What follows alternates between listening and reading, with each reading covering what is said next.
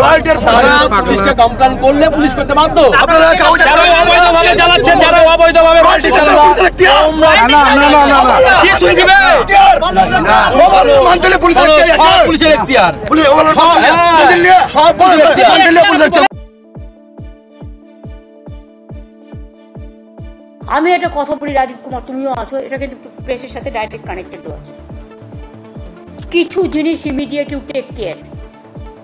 হয়তো তুমি চেষ্টা করো, কিন্তু local police is not helping. সবাইকে বলছি না, আমি একাংশ।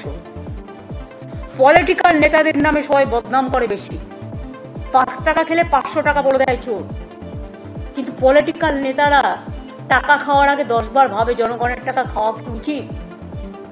তাদের নিজস্ব একটা দায়বদ্ধতাও থাকে। কিন্তু লোয়ার লেভেলে কিছু অফিসার, কিছু কর্মী যারা এই গভর্নমেন্টকে ভালোবাসে না, এবং তোমার পুলিশেরও কিছু লোক, তারা টাকা খেয়ে আজকে বালি চুরি বলো, কয়লা চুরি বলো, সিমেন্ট চুরি বলো। জয়গাঁও তো এত পাথর পড়ে আছে, ভেঙে কেন তোমরা টেন্ডার করছো না?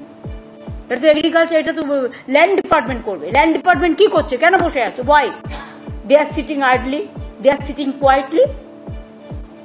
আমি তো পরিষ্কার বলেছিলাম যে যত বালির জায়গা আছে টেন্ডার করে দাও, যত পাথরের জায়গা আছে টেন্ডার করে দাও, যত ইললিগাল মাইনিং চলছে আটকে দাও। সিআইএসএফ টাকা খেলেও আমাদের লোকেদের ধরবার অধিকার আছে, এটা মাথায় রাখো।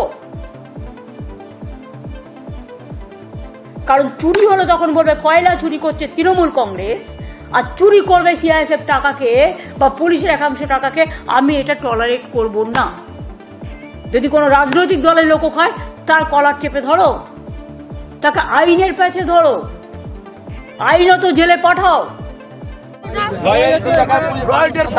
পুলিশকে কমপ্লেইন করলে পুলিশ করতে বাধ্য। আপনারা যারা অবৈধভাবে চালাচ্ছেন, যারা অবৈধভাবে গাড়ি চালাচ্ছেন, কি শুনবে?